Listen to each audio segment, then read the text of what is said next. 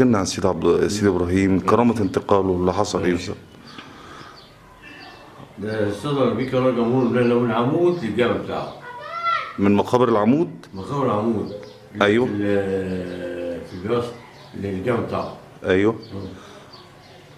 كده حالة يا بين كرامة كده بقى. حضرتك اصلا اصغر ابنائه يعني في السن. هذا ابراهيم بن عباس عايشه. ابراهيم بن عباس عايشه مولد. رضي الله عنه. طب كان الكرامة اللي حصلت ايه؟ الكرامة اللي كانت حصلت ايه؟ هي مشهورة. جالي لحد عاشور المحافظ قالوا لي في الجامع بتاعي. يعني كان الجامع اصلا موجود. كان الجامع بتاعي هي خشب. ايوه. قالوا لي في الجامع بتاعي. فقال له جاء حد عاشور هنا كشف المقام وكل حاجه. قال الشيخ هيجي لكم في الجمعه دي. عبد عاشور قال الشيخ هيجي لكم الجمعه دي وفعلا جه. حمدي عاشور اللي هو كان مين؟ المحافظ وقتها. قال لك الجمعه دي ان شاء الله هيجي لكم الشيخ. في خلال الجمعه دي جاي الشيخ وصلنا في قرار جمهور. ايوه قرار جمهوري. ايوه. الترخيص بإقامة مسكن خاص للمرحوم الشيخ إبراهيم عباس. شيخ المشايخ السادس الزدي في رصيد بحي غبار، كيس محمد مايك. ينشر هذا هو السادات. ايوه افعد امر السادات. وفي مثل في مرحوم الشيخ عبد السلام رضوان. ده صوفي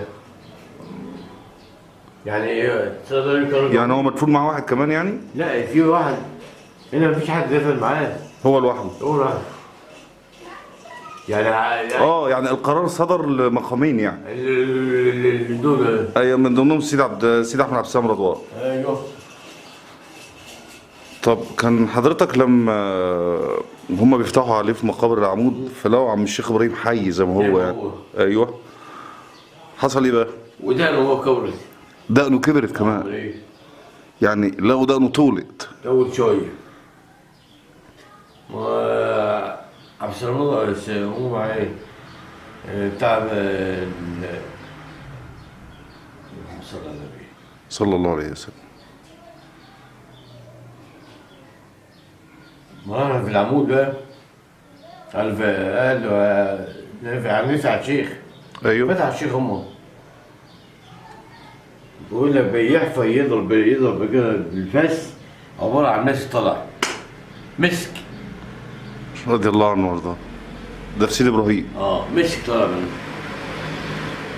وجثمان زي ما هو. والجسد كان منتقل بقاله قد ايه؟ سنة و3 شهور. سنة و3 شهور يعني 15 شهر. سنة و3 شهور. سنة و3 شهور. و8 20 شهر. ما شاء الله. طلعوه زي ما هو. الكفن بتاعه زي ما هو. اللي عليه زي ما هو. ما اتكتش ولا حاجة. زي ما هو. طيب كانوا بيقولوا ان في دكتور دكتور مسيحي. عمل ايه بقى؟ اخد عينه من الدم بتاعه. لا زي ما هو. من دم عم الشيخ ابراهيم. واستسلم الان. اسلم بعديها. امال كده. شاهد على طول. طب حضرتك فاكر اسم الدكتور ده؟ لا مش عارف.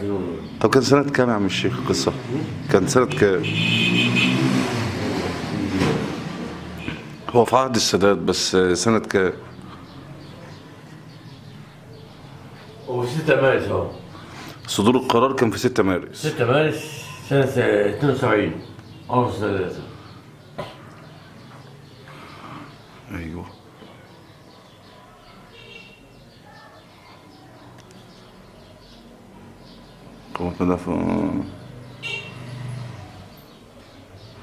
ودي حاجة بقى العالم بالله بحر العلوم السيد إبراهيم الشيخ عباس الولد الصالح التقي النقي الخاض بحول الشريعة والحقيقة ينتمي نفسه إلى سيدنا الإمام الخمس. رضي الله عنه. رضي الله عنه وارضاه. ابن الفضل الطيب. رضي الله عنه وارضاه. قال تعالى ألا إن أولادنا لا خوف عليهم ولا يحزنون. ألا إن أولادنا لا خوف عليهم ولا يحزنون.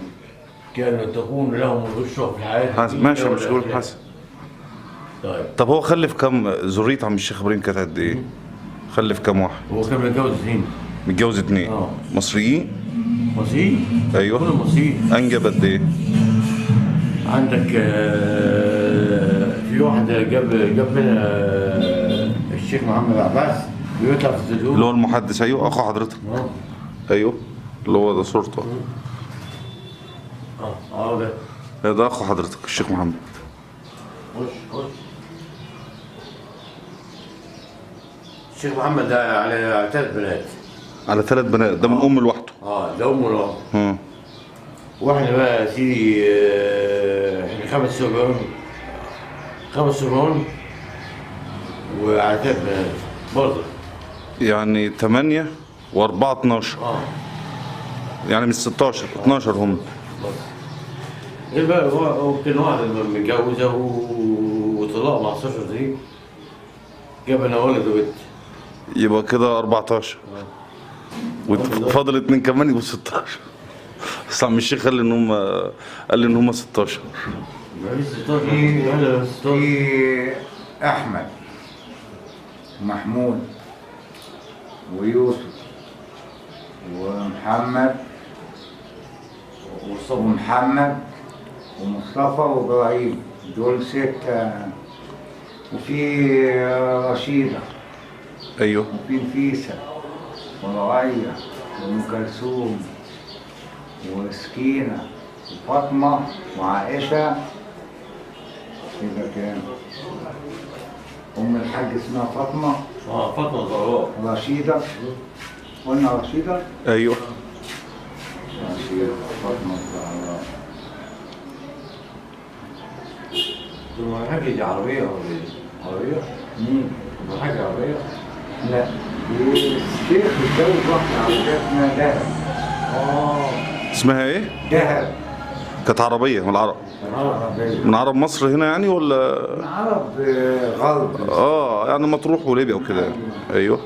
يعني دي كانت زوجة ثالثة. زوجة ثالثة. رضي الله. يعني هم 2 على زوجته وواحدة انفصلت. وفي الآخر كان في 2 على ذمته لغاية ما توفى. طب دي صورة عم الشيخ ابراهيم في شبابه. لا، دي مكتوب الشيخ ابراهيم عبد الباقي. إبراهيم. أصل في صورة للأستاذ محمود ابنه نفسه. وده برضه عم الشيخ ابراهيم؟ ده الشيخ إبراهيم بيخطب.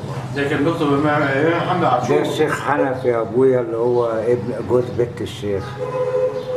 ده جوز بنت الشيخ. ما شاء الله. ده كان بيخطب محمد عاشور. محمد عاشور لما كان محافظ. ايام ما كان محافظ. يوم المحافظ دي حمدي عاشور. ودي صورة حضرته برضه. ايوه. ودي صورة الشيخ. ودي اللي في وشها دي. رضي الله عنه. دي صورته بقى. ودول عياله بقى. بص. احمد كبير الباشمهندس. ده الشيخ محمد بقى اللي هو بيظهر في التلفزيون. دول اولاده حاليا. اللي هم اصحاب الطريقه البعثيه الشاذليه. ايوه. رضي الله عنه. لا، ده بص، ده الشيخ الكبير وده ابنه الكبير وده ابراهيم وده الدكتور يوسف وده ابن الدكتور يوسف. ده الشيخ ابراهيم اللي هو حضرتك؟ ايوه. ده ابراهيم. دي صورتك. السلام ورحمه الله وبركاته. اهلا وسهلا بك. ازيك يا سيدي؟ حضرتك. وده عم الشيخ ابراهيم رضي الله عنه. ده الشيخ ابراهيم. طب كلهم مقيمين في اسكندريه يا سيدنا؟ كلهم مقيمين في اسكندريه؟ من دسوق.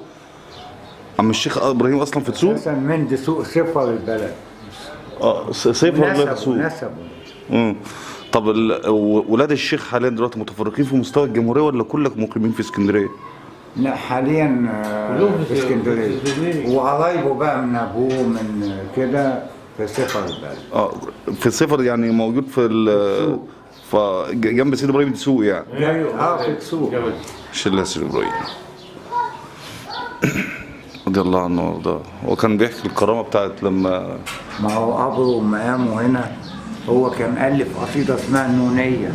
النونية يعني قصيدة مختومة بنون. ايوه. القافية بتاعتها. ايوه. كان ايه؟ ضمنها أبيات بتقول وحبينا